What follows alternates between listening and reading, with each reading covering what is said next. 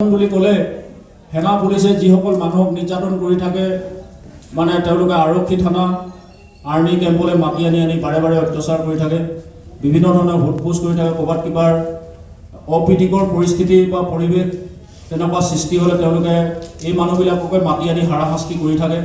গতিকে আমি ভাবিলোঁ যে এনেকুৱা হাৰাশাস্তিৰ পৰা নিজে ৰক্ষা কৰিবৰ কাৰণে এটা ৰাজহুৱা আমাৰ সংগঠনৰ অতি আৱশ্যক হ'ল।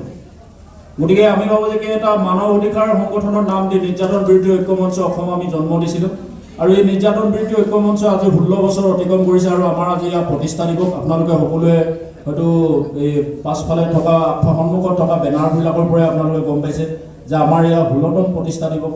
আমি অনুষ্ঠানটো মানৱ অধিকাৰৰ কাৰণে আমি কাম কৰি আছোঁ আৰু ভাবোঁ যে আপোনালোকে হয়তো বিশ্বত বহুতবোৰ আন্তৰ্জাতিক তেনে মানৱ অধিকাৰ সংগঠন আছে, আপোনালোকে গম পাব যে আপোনালোকে ৰেড ক্ৰছ লিখি নাম শুনিছে নিশ্চয়, ইণ্টাৰনেশ্যনেল এমনেষ্টি, এইবিলাক আপোনাৰ আন্তৰ্জাতিক যিবিলাক মানৱ অধিকাৰ সংগঠন আছে, এই মানৱ অধিকাৰবিলাকৰ সংগঠনবিলাকৰ সৈতে আমি ফেৰ মাৰিব খোজোঁ আৰু ভাবোঁ যে কি আমাৰ এই নিৰ্যাতন বিৰোধী ঐক্য মঞ্চৰ প্ৰয়োজন সাপেক্ষে আমি আন্তৰ্জাতিক মঞ্চতো কাম কৰিবলৈ প্ৰস্তুত আছোঁ।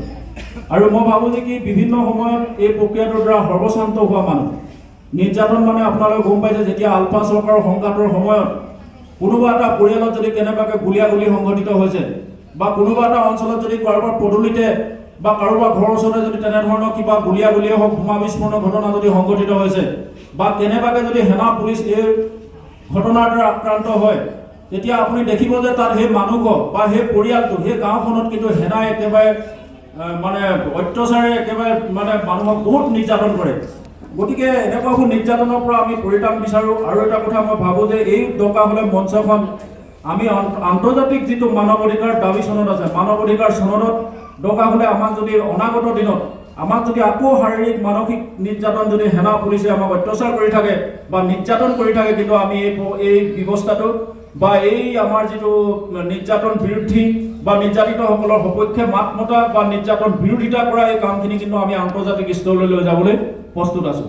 আৰু এটা কথা আপোনালোকে জানে, আমি কৈছোঁ যে শেহতীয়াভাৱে আমি নিৰ্যাতন খাই আছিলোঁ, খাই থকা পাছতো কিন্তু আমি কেতিয়াও কোনো আপোচৰ ফান্দিত আমি ভৰি দিয়া নাছিলোঁ। ইয়াত থকা বহুতে হয়তো নিজৰ পুত্ৰক হেৰুৱাইছে, কোনোবাই নিজৰ ভাতৃক হেৰুৱাইছে, কোনোবাই নিজৰ ককায়েকক হেৰুৱাইছে, কোনোবাই নিজৰ দদায়েকক হেৰুৱাইছে, কোনোবাই নিজৰ পুত্ৰক হেৰুৱাইছে। গতিকে আমি সকলোৱে এটা হেৰুৱাইছোঁ। আমাৰ এতিয়া পাবলৈ একো নাই, আমাৰ এতিয়া হেৰুৱাবলৈ একো নাই, কিন্তু পাবলৈ বহুত থাকি গ'ল। হেৰুৱাবলৈ আমাৰ এই মুহূৰ্তত একো নাই, আমি বহুত সৰ্বশান্ত হৈছোঁ, বহুতৰ ঘৰ দুৱাৰ, আনকি আমাৰ এনেকুৱা হৈছে এজন ব্যক্তি ইয়াত মঞ্চত উপবিষ্ট হৈ থকা কোনো ব্যক্তি 2-3 বাৰলৈকে কাৰাৰুদ্ধ হ'বলগীয়া আছে, 5-6 বাৰলৈকে কাৰাৰুদ্ধ হ'বলগীয়া আছে। নিজৰ পকেটৰ পইচা খৰচ কৰি ঘৰ মাটি ভেটি বিক্ৰী কৰি বন্ধকি দি কাৰাগাৰৰ পৰা ওলাই আহিবলগীয়া এটা ব্যৱস্থা হৈছিলে।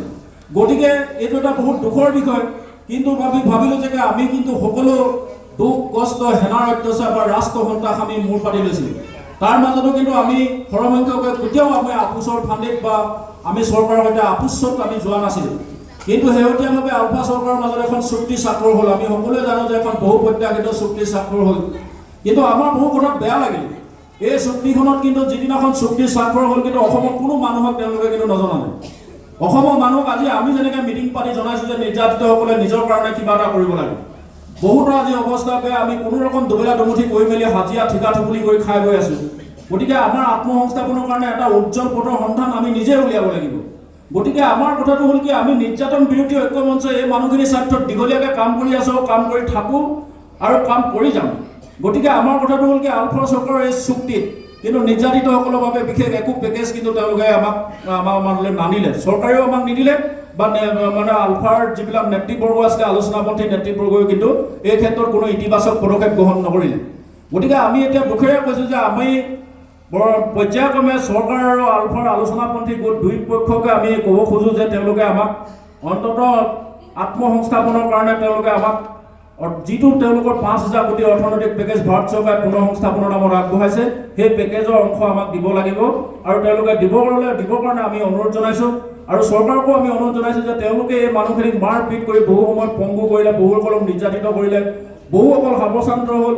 গতিকে মই ভাবোঁ যে এই মানুহখিনি মংগলৰ কাৰণে যাতে দুই পক্ষৰ আমি দৃষ্টি আকৰ্ষণ কৰিব পাৰোঁ, তাৰ কাৰণে আজি এই সভাখন আমি অনুষ্ঠিত কৰিছোঁ। আমাৰ এই সভাৰ লক্ষ্য আৰু উদ্দেশ্য হ'ল আমাৰ আজি নিৰ্যাতিতসকলে কেনেকৈ ধৰণে এই চুক্তিৰ দ্বাৰা উপকৃত হ'ব পাৰিব বা চৰকাৰে আমাৰ কাৰণে বিশেষ ধৰণে কিবা পেকেজ বঢ়াব নে নবঢ়ায়।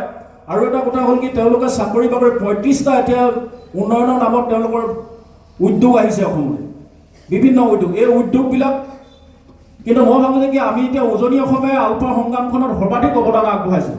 গতিকে উজনি অসমত তেওঁলোকে কেইটা উদ্যোগ আনিছে ইয়ালৈ, নে ইয়াত উদ্যোগ দিব নে নিদিয়ে তেওঁলোকে, নে তেওঁলোকে চব গুৱাহাটী কেন্দ্ৰিকে উদ্যোগকেইটা হ'ব। আৰু এই উদ্যোগত যে যিবিলাক ল'ৰা ছোৱালী মকৰল হ'ব এইবোৰ নিৰ্যাতিতসকলে পাবনে নেপাব।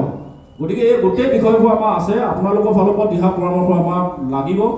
আমি আজি এটা এই নিৰ্যাতন বিৰোধী ঐক্য মঞ্চৰ প্ৰতিষ্ঠা দিৱসত এই কথাবোৰে আজি নিশ্চয় গুৰুত্বপূৰ্ণ স্থান দখল কৰিব। আৰু মই ভাবোঁ যে কি আমি এক বলিষ্ঠ পদক্ষেপ ল'ম। আৰু আপোনালোকক কৈছোঁ আমি কোনো কাৰণতে আপোচৰ ফান্দিত ভৰি নিদিওঁ। দীঘলীয়াকৈ সংগ্ৰাম চলাই যোৱাৰ আমি সংকল্প লৈছোঁ আৰু কঁকালত টঙালি বান্ধিছোঁ। দীঘলীয়াকৈ সংগ্ৰাম চলাই যাম।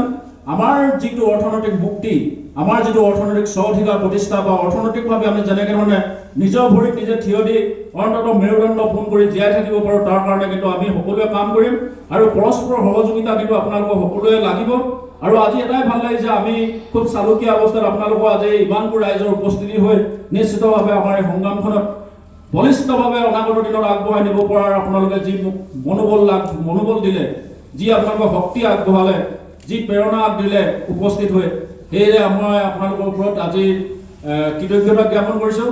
লগতে মই শেহতীয়াকৈ হ'লেও আপোনালোকক ৰঙালী বিহু উলগ আৰু শুভেচ্ছা জ্ঞাপন কৰি মই আজি সভাৰ উদ্দেশ্য ব্যাখ্যা ইমানতে কৈ সামৰণি মাৰিছোঁ।